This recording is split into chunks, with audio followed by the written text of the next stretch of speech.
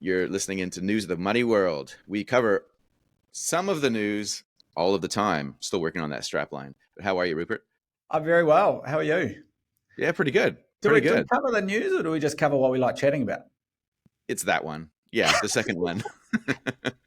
We cover the ones where we can kind of weave an interesting story. It's whatever kind of sparks joy, really, as far as I'm concerned. That's why it's enjoyable to do, though. Yeah, no, totally. So this is the last one of the year, and Yep. we've only recommenced the show after a bit of a hiatus. So this is the last one of the year. We'll kick it off again, either late January, early February. That's the plan. But considering it's been like a really eventful year in so many areas, where maybe at the start of the year we tried to make some predictions, at least mentally, if not verbalized. Now we're at a position where we can see and benchmark those predictions. You guys have put out at Kōura a really cool 2023 conclusions and 2024 outlook report. So I thought maybe we could start there. I've just got a few questions I wouldn't mind throwing at you around that, starting with inflation. A lot of this stuff, it's impossible to get it right. But would you say that we as in like the general consensus got it right in terms of the inflation outlook, or did we get it wildly wrong? Let's start there. Oh, we got it wildly wrong. There's no question on it, right? So I think fair to say consensus economic forecasts across the board got it really, really wrong this year. Coming into 2023, the broad expectation was at that point in time, it was kind of like 300 points of interest rate rises.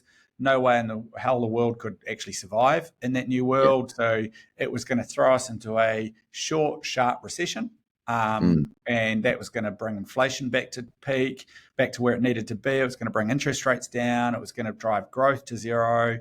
It was going to be a pretty ugly year. But fair to say we got every single one of those predictions wrong. Yeah. Well, speak for yourself. Of course, I got it totally right myself. I just didn't tell anybody. I think if we look at your portfolio of Bitcoin and gold, you did do it though, right? That's the kind of, you won. Hey, there you go. Hey, not financial advice, of course, but I know all the answers. And so, like, connected to that though is obviously interest rates, right? Because the interest rates are there. They're the lever that the US Fed or the Reserve Bank here in New Zealand will increase or decrease to control the rate of inflation, to make sure we stay within that Goldilocks zone, pun intended. And that zone is really, really hard to hit when you've got some of these big macro things going on, like war, changing geopolitics, changing global order, and supply chains moving around, all that sort of stuff, especially just like coping with the aftermath of what March 2020 produced and the response to that by central banks. Really, really hard to actually bring in this soft landing. So with inflation, with interest rates, were you kind of surprised to see them go as high as they did and stay there for as long as they did? Yeah, very, right. I think, I bought into the general economic theory, which was interest rates. We were now in a new paradigm of interest rates. We were never going to go back to where they were, and what the last 15 years was the new normal, because to be blunt, for the better part of the last 40 years, or probably 50 years actually, not since the 1970s, have we seen interest rates go up. And so I fully bought into that paradigm. I've been extremely surprised at the resilience of the consumer and the global economy, which has allowed economies to hold up, and that means interest rates have had to stay high, right? I'm thanking God that I did fix my mortgage for 2 years about 12 months ago. So I should have protection through to the back end of next year, but I'm starting to feel pretty nervous about that right now. Because maybe my initial assumption of the new world being the permanent world was pretty wrong. Or maybe it's just too soon to say, right? Like when you zoom in close enough, if in doubt, zoom out, right? Like it's really hard to see when you zoom in too close to see what's actually really happening over the long term. And I think that's the reality, right? I think you said your set of words around the disruption that March 2020 caused. And I don't think that any of us can kind of understand or fathom how disruptive that was to the global economy, right? We had supply chains which became absolutely chaotic. We went on a consumption binge for the better part of 12, 18 months, fueled by Yeah. stimulus savings, but also fueled by the fact that people were locked in their homes, right? They couldn't, normally I think it's 30 to 40% of people's expenditure is spent on services, and we couldn't Yeah. buy any of that stuff, right? So Yeah. we kind of had this massive kind of shift in kind of consumer spending, consumer savings habits. At the same time, massive disruption to global supply chains through a lot of the political action, the kind of with what's happening between China and the US. And lo and behold, that's kind of surprising that we're not 100% and been unable to figure out the medium term impacts of that on the economy. And so, and I don't think Yeah. we're quite there yet. I don't think we quite know what is happening or where, and that's where it's going to be quite interesting. Yeah. And it was probably, I guess, kind of hard to predict that bulge in savings, like the money, Yeah, the money creation that occurred. Obviously, it's really difficult to map that out and be quite clear on what impact that had. But it seems like one of the spillovers was that typical households had a little bit more disposable income, which accrued. Some of that found its way yeah, through online broker platforms into shares, into meme stocks, into crypto. But a lot of it actually just sat in savings accounts or reduced debt. And now I guess that partially maybe explains why the consumer has been really resilient during this time, because yeah. they've actually been soaking up the rising costs through their excess savings, whether it's consciously or subconsciously. That's finite, though. That will come to an end. And I guess it's about predicting where that bell curve picture is, right? Like predicting where the majority of people run out of runway in terms of their buffer or their emergency fund, which starts to convert towards supplementing their income when that runs out. Because if that runs out, then that's when the full impact is felt. Um, 100%. And that's so we the start of the year in the US in particular, where we've got the best data, we can see the US consumer was in by far and away the strongest position that mm, they've been in for a very long time, right? This very strong balance sheets. yeah, But I think we are starting to see that run out from everything that I'm reading. We're starting to see tick ups in delinquencies yeah, on kind of, so that means that loans are starting to go bad a little bit. yeah, We're seeing higher spending on credit cards. We're seeing much higher spending on afterpay, those kind of products as well. So it is actually going to be really interesting to see where it goes. But the big thing that will cause the most stress to consumers is when they start losing their jobs. And because that's inevitably what starts to happen when companies start to get nervous about the future, they start laying people off yeah, because they're sitting there and they're trying to right size their workforce for the new world, and you do it too late, you're going to carry a big higher cost base. And that's, I think, one of the other big things that's been massively surprising. We haven't seen that, right? So not only mm, did consumers start the year with with very strong balance sheets and with a lot of cash in the bank, but actually they managed to keep their jobs. And yeah, that's the other massive surprise versus what we expected, right? So even in the US yeah, today, we're still debating how strong or soft the labour market is, right? So we've seen some weakening in the labour market over the last couple of months. All of a sudden, last week the conversation is, well, actually, is that because of the UAW strikes, or is that because of kind of what's happening at the government level, or is it actually true underlying weakness? We're kind of, and I find it fascinating. So, and mm, until we see the labour market roll over, and until we see that economic slowdown, it's going to be really, I think it's going to be impossible for us to get inflation under control. yeah. Well, it certainly feels like the faster you go, the bigger the mess. And Yeah, it feels like if this is a soft landing, if you've ever done any landings in a plane where the runway wasn't clear, I know I had this once in a small plane where there was actually a goat on the on the runway right at the last minute. It was a very small runway, but you had to go around. And I yeah, think it's kind of like that concept where we might be coming in for a nice soft landing, but there's a possibility things could interrupt that, and you might have to do another circuit and go around and try again. And like there's a limit as to how long you can do that before yeah. you run out of fuel, right? And so at some stage we have to land. We have to kind of square away this and resolve these accounts, right? So like on that, with the markets, we've seen like the S&P 500 do really well this year as a benchmark. It's only really been the Magnificent Seven. And if you go even further, you could probably Yeah. see that actually it's possibly because of the AI or the expectation that that might enhance earnings even more, perhaps. Yep. But that's kind of diverged away from, I know for myself, this is something that I would have got wrong as well. Like I kind of would have thought that coming into this year, at the start of this year, hey, we're going to see anything with risk really get hammered, which Yep. would be tech in all its forms. So the Magnificent Seven and Bitcoin, I kind of was thinking we would see that really hammered this year. And again, I was quite surprised by just how resilient the markets were in those spaces. What's your general thoughts around that? Like, did you call that right? Or did you kind of expect that things would be that resilient in the markets? Oh, look, the beauty about being a passive investor is we don't need to make a call. Yeah. And I'm very happy we didn't, because it was a fairly consistent consensus at the start of this year that it was going to be pretty ugly.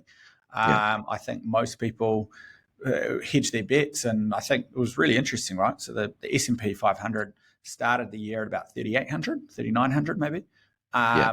The forecasts were for it to go anywhere from 45, 4,600 all the way down to 3,300. It was the widest dispersion of forecasts that the S&P has ever had among the main analysts, which showed the level of uncertainty that was there. So short answer is no, we definitely weren't expecting this. S&P 500 up as at the end of November, up 20% year to date. It's amazing. NASDAQ up 37%. But I think one of the things that we've probably got to get our heads around is the definition and kind of what is a risky company and not a risky company. And so I look at that Magnificent Seven, right? I look at Apple, Microsoft, Facebook, those three, and Amazon, sorry, those four in particular, those are four companies that are absolutely huge. They've got humongous moats around them. They're still managing to grow earnings and revenues at double-digit rates, and they're spitting out billions and billions of dollars of cash every single year. So how is it that we can talk about these companies as being risky, right? You kind of go, they've got Warren Buffett's moat sitting around them. They've got oodles of free cash flow, very high return on equity, so they don't need much investment to keep on growing. And so I kind of go, I think we probably underestimated just how strong those companies were. And don't get me wrong, there are some others that got, so NVIDIA, look, no one was going to predict the AI boom and what's happened there. So that's NVIDIA is purely an AI kind of story. Is it next Cisco or something like that? We don't really know, but that's done well. Tesla, look, Tesla got so badly beaten up in 2022 that actually that's more of a recovery story, right? And so I think, personally, I think we need to kind of think pretty hard around actually what is risks, and are the likes of those big tech companies, are they actually the kind of what we used to think of as the utilities in the early 2000s, the safe, steady, easy companies? They've got all of those characteristics. The only difference is they're just growing double-digit rates and there's no regulation around them. So, I do find them absolutely amazing companies when you think about it, right? I mean, even Microsoft, what they've managed to do in AI and what that's going to do to their earnings over the next 5 to 10 years, it's truly amazing.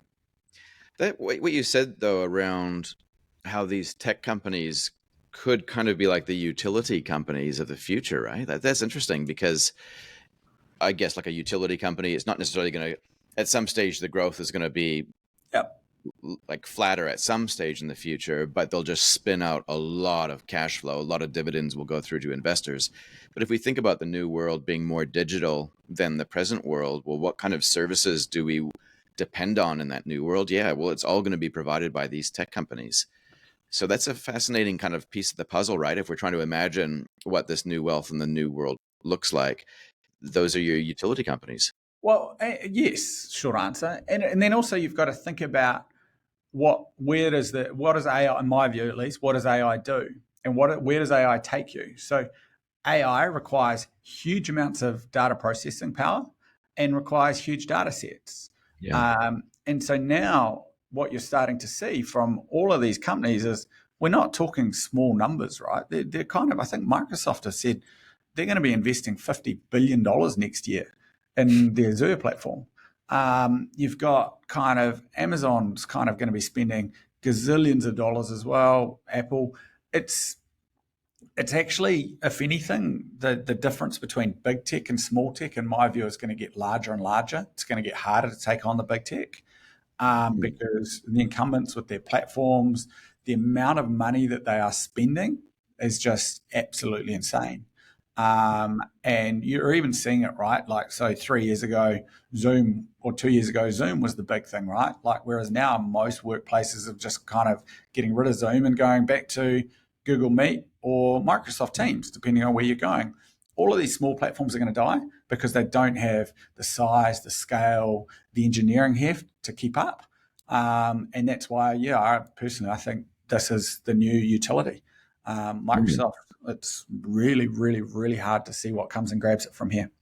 Yeah, it's interesting. And Google, I'd say the same, right? I mean, Google, they look, at the end of the day, they will, whether they win in AI or not, I don't know, but they're definitely going to be one of the top 2 or 3. I'd say the same with Facebook, just purely because for them, if they've got to spend $30 billion to win in that space, they will.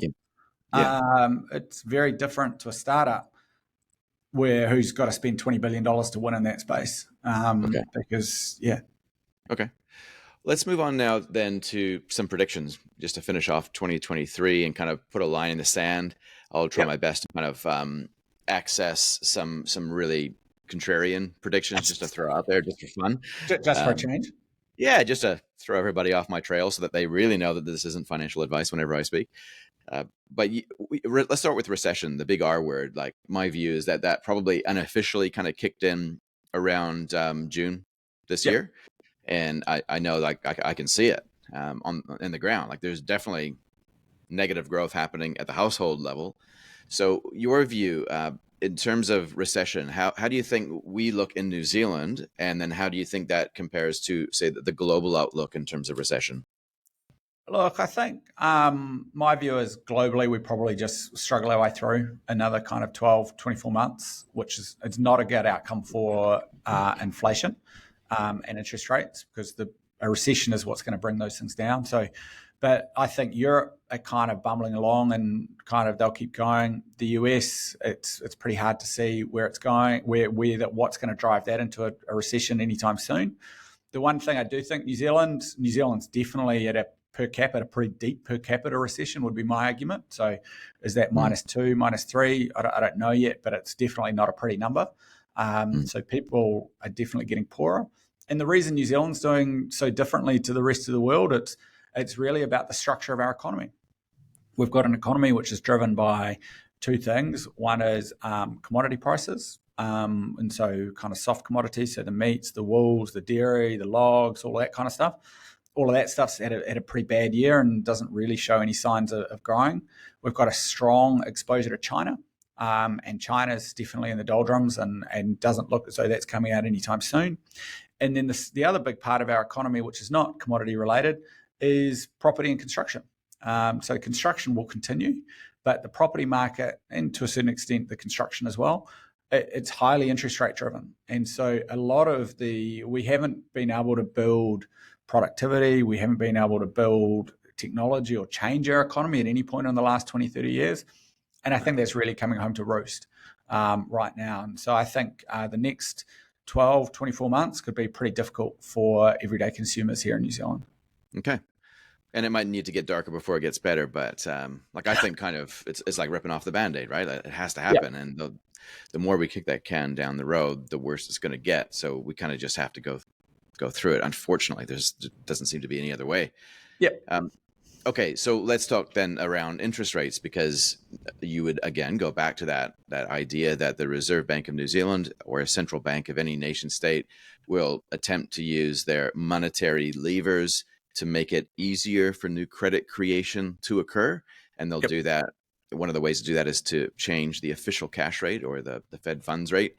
And so I think the consensus would be around about June in 2024 that interest rates will be going down. That's what most people would believe. What would be your view on that, especially in light of what we were just talking about with recession risks being slightly stronger here in New Zealand than the rest of the world?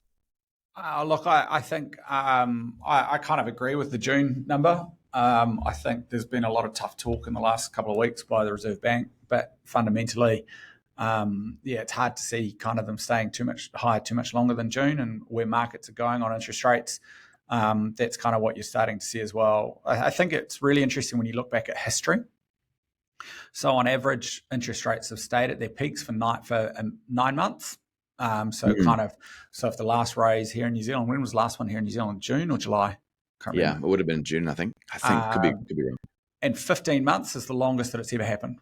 And so that would mean that if we still kind of are staying at these levels by back end of next year, then this is going to be the longest time we've ever had at a peak interest rate. The other Mm. point that's really interesting to think about, on average, interest rates drop about 240 basis points in the first 12 months. When they start falling, they kind of drop like a stone because it's generally responding to a recession or pretty sharp economic impacts. Yeah. So yeah, my prediction would be interest rates, so at an OCR level, start to come down kind of start of Q3 next year, pretty aggressively. But I think we should start seeing mortgage rates come down sooner than that, because as the economic outlook slows and the expectation of interest rate drops starts to increase, that's going to be Mm. priced into the wholesale market. So I would Mm. be kind of surprised if we don't see some mortgage rates falling, Mm. and probably kind of February, March next year. How do you think immigration, which has been really strong, like massively strong this year, how do you think immigration will impact inflation and therefore interest rates? Well, I think it's going to do a couple of things, right? It's on one hand, it's going to drive housing prices up, Hmm. and it's going to create quite significant demand for a number of things in our economy, and so potentially immigration does drive higher inflation and higher interest rates, and that's what was flagged last week by Adrian Orr. The flip side, though, is that it should also keep wages down. If we Exactly. think Yeah. about a lot of the construction areas, the farming, a lot of those areas which have been crying out for workers, the kind of that very low, what's the word, low paid workers, I think is where they've kind of Mm. been crying out for the last 2 years. Mm. It's going to do that, right? So I think, yeah, it is going to be tough. We're going to see probably a bit of pricing growth on some of those core services, and probably wages will be kept down with those numbers as well. I'll Mm. be surprised if we see that continue, though, to be perfectly honest. That immigration at those levels. We've already seen Chris Luxon this week That's right. come out saying it's unsustainable and it kind of can't live at those levels, which is interesting coming from a national government who historically have kind of been very pro-immigration. Hmm. We've also got to remember Winston Peters, right? New Zealand first. It's all about putting New Zealanders first. And Yeah. so, therefore, I think he will also have something to say on it. So, yeah, I'll be very curious to see what happens on the immigration debate over the next Right. little wee while. So speaking of Winston Peters, aka the Donald Trump of New Zealand, who do you think's going to who do you think's going to win the 2024 election in the U.S.? Oh, it's going to be Donald Trump. I Right. think it's really hard to see it happen any other way, right? You kind of seeing the Republican Party really, as parts of it, try to distance themselves from him. He just gets kind of, every time someone comes out against him, they're gone 3 weeks later. Yeah. And so we saw it with the House speakership positions where it was his person that ended up winning. So yeah, so I think, and then look, for better or worse, Joe Biden, he's just not liked. He's just not at all liked by the American public, and that means, Yeah. unfortunately, they're unlikely to vote. And Mm. it's also we're starting to see it all over the world, right? Where even in Australia, where had Albanese come in hugely popular, but slowing economic growth, high inflation, people are pretty pissed off. People are getting angry. His Mm. honeymoon has kind of been uncharacteristically short. Mm. And so I think in the US, if we go through a bit of an economic slowdown, which it's hard to see not happening, we also have inflation potentially continuing for a little bit. You're going to get some pretty pissed off voters by back end of next year. So Yeah. yeah, it's very hard to see it happening any other way. Okay. Well, I've got a few ideas. as far as what's going to happen, Rupert. I've just been thinking about that. So to be honest, I haven't really thought too much about the Donald Trump piece getting back in again, but wouldn't that be strange? Wow. Okay. So that'll be interesting. Yeah. But here's kind of what I'm thinking, and this might have, I guess, this might dovetail nicely into that theory that Donald Trump gets into power. So if we think about the geopolitical layer first here, China, Taiwan, Venezuela, is it Guyana? I Yeah. think it is. Russia, Ukraine, and then we have the Middle East conflict, which really is a lot around Iranian-backed groups, Hamas, Hezbollah, the Houthis, anything with an H, it seems. So they're making hay while the sun shines, while there's Sleepy Joe at the wheel over there in the US potentially, right? And so if they perceive that there's going to be a much stronger president taking the reins, then perhaps they're going to try to seek maximum damage next year. Opportunistic sort of strikes, thinking specifically with China, would be an interesting one. And that gives us an insight as to kind of where I would be thinking, which would be war, expanding. And in a situation of expanding war, this is my theory anyway, which hopefully is wrong, and it's not necessarily what I believe. But in a situation where that happens, I don't see any alternative other than interest rates going higher, as a mechanism to reallocate resource towards the war machine. Now, maybe that doesn't play out in 2024, Yeah. but it might. And if that was to occur, then that kind of really creates a lot of instability against the backdrop of a market which is really trying to front run the US Fed in particular around interest rate decreases. That could wreak a lot of havoc, especially in the bond market, if interest rates actually go higher and not lower, like what people are expecting. So, like, that's one thing that I'd put out there. Again, I wouldn't weight that as a high probability event, but it could happen. And then the other thing is something that we haven't really talked about too much for a little while is just this, like the ESG trend, or specifically decarbonization. I Yeah. think I think it might go through a rebrand at some stage, because what it really is, when you overlay geopolitics on this, is it's a decoupling from the petrodollar arrangement. This is like an early stage thought, so I'd be keen to hear your thoughts around this. But it might not necessarily be about the environment. It might be about geopolitical risk and trying to reduce that risk by becoming less dependent on Saudi specifically. So what are your thoughts on that one? I think there's two things there. I think, yeah,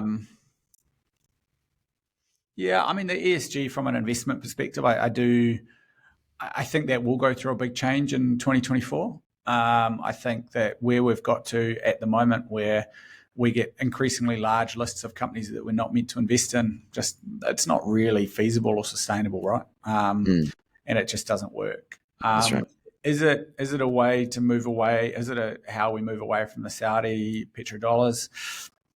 I don't think so. I think when you look at kind of, say, for example, in the US, right, where, I mean, one of the reasons why the transition in the US isn't happening faster and why the ESG is slower in the US than anywhere else in the world is because the US is the second largest oil producer in the world.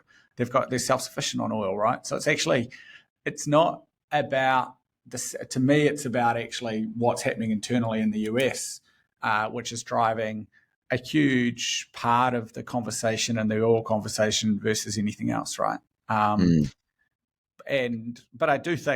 I think it kind of comes back to, so my view on a lot of the ESG stuff is that people see the catastrophes, they see the weather, they see the climate, they see it all happening, but they don't want to make any changes themselves, right? So some people will go and buy an electric car because it's cheaper. But because it's cheaper or because they can save a whole lot of money, there's very few that are going and buying the electric car purely because it's better for the environment. And so I think investments are seen as a costless decision. It's really easy to say, just invest my money somewhere else, and that kind of makes a big change. And that means I can then talk about what I'm doing for the climate, and actually I don't really notice any different. And so I kind of think that's to me where it's gone. And actually, to be fair, people have been extremely well rewarded for that decision over the last 4 or 5 years, Yeah. and big Yeah. tech and technology has gone nuts. But that's I am increasingly having issues with where that world is going. Yeah. And the US dollar thing, right, is the other side of that coin. Yep. That the strength of the US dollar, the strength of the US military, global security, it's all connected there. But I wonder if just sometimes the narrative needs to shift to get the momentum back. And it seems kind of important, I guess, to restore global order in some way, or at least get it resolved. But like, I think over the next, maybe, I don't know, 2 to 5 years in particular, it could be quite tumultuous. And so from an investor's perspective, it just points to more volatility, doesn't it? Massive. And there's no question, right? I Yeah. don't know whether it was you or someone else told me to read the book on declining empires. Right. And this is kind of what always happens. Where Yeah. America have had global hegemony for the better part of the last 50, 60 years. And that's what we're starting to see, the decline and unwind of that. And if anything, that's what a Trump presidency will do, is it will further exacerbate a whole lot of these issues, because we're going to have a US that's much more insular, much more internally focused, which, who knows? I mean, they do have a whole lot of internal issues that need to be resolved. But yeah, that will create more volatility. I mean, the Yeah. biggest one on volatility, let's be perfectly honest, is what's going to happen with US government spending, because the global reserve currency, which is running, the government's running at a kind of, what is it, a 10% deficit? I Yeah. mean, that's just not going to stick. You just can't have that last. No, it's finite. It's finite. And I think this is where it gets really interesting when you listen to some key voices. Peter Schiff is someone that I listen to occasionally, and he's quite vocal around that. Brent Johnson, he's got something called the dollar milkshake theory, talks a lot about this as well. Jeff Snyder talks about the euro dollar system, and they all seem to kind of be indicating that in this hockey stick growth of global debt, that can only go on so far before there's some sort of reset or catalyst or event which just causes a day of reckoning, in a sense. But trying to figure out what that actually means from an investor's perspective is really hard, because at the beginning stages, it would in theory see a spike up in the US dollar as there's instability. And really, it means that the fiat currencies in other countries would fail before the US. So it's not necessarily a story of the decline of the US. It's a story of the decline of the world relative to the US. And so, as it relates to most of our investors who are investing primarily in the US market, it doesn't necessarily mean that there's bad times ahead. It just No, means uncertainty. And again, it just adds that volatility concern for the next probably 2 to 4 years, really. no, 100%. It's the volatility, I think, is here when you look at the political environment, the interest rate environment. You look at Yeah. what's happening in all of those countries that you mentioned. Volatility is the new world that we're going to be living in. I think Yeah. history will show us that the last, I guess we've said this for a long time, right? But history will show us that the last 15 years was the abnormal. And actually, now we're getting back to normal, right? I mean, I grew up in a world where a market downturn and recession was meant to happen every 5 or 6 years. We went Yeah. like 15 years without or not 15, 12 years without a significant market downturn. Yeah. I think, I do think we're into a very interesting world over the next kind of 5 years. And that Yeah. the truth is, as an investor, that's fine, right? Volatility can be your friend. You take advantage of the dips. You take advantage of when things get cheaper. Yeah. And then number one rule, right? We do not react to short-term market movements. We set our strategies. We keep that strategy. We keep on dollar cost averaging in. But we do not kind of sit there and get scared when things go wrong, because the only thing we know with certainty is that they will get better. And the only way that you won't benefit from them getting better is if you make some kind of short-term decisions on the way through. And to counter that, then, we've been in a 40-odd year period of declining interest rates, and that's really the period of time where we've seen passive investing being like the way to go. But that's because over time, the tide lifts all boats. So if we're now kind of like at slack tide where there's a lot of volatility and it's uncertain as to which way is going to go, would that temporarily see a resurgence in an active investing methodology? There's a lot of conversation. There's a Go lot ahead, of sorry. chat on that at the moment, Yeah. about whether markets have been entirely driven by falling interest rates or otherwise.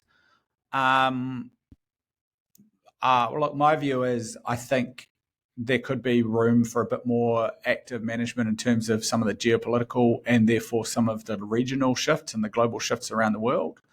But I think the honest truth is investors have proven for a very long time that it is very difficult for them to predict individual companies and market movements. And so Yeah. I do think there might be a bit of room for some kind of slightly more dynamic asset allocation. But do I think that the days of passive are over? No way.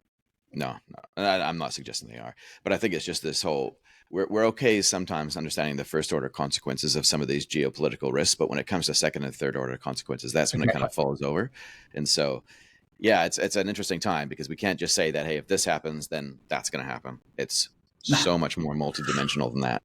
And that's what we've learned over the last 3 years, right? The world was going to end in March 2020, and it didn't. The world was going to end back into last year, and it didn't. And so, this year was meant to be a tough year. And I mean, the US is going to deliver kind of 7 to 8% nominal GDP growth. Yeah. That's amazing, right? No one ever who thought that was ever going to happen? So I think we're very good at catastrophizing. We're very good at kind of going, things are going to get ugly. And they always just muddle through. Market, economies, and people are extremely resilient, and we figure it out. That's a really good place to leave it on for the end of this episode and the end of the year. Yes. As stay positive, stay classy, stay happy, stay together with your partner. All good stuff, right? Oh, it's awesome. Wow. Cool. Have a great Christmas, Darcy, and everyone else that's listening. I hope you have a great Christmas too. And good luck surviving the Christmas carnage. And family, make sure you set yourselves up for a great 2024. Fantastic. Have a good one.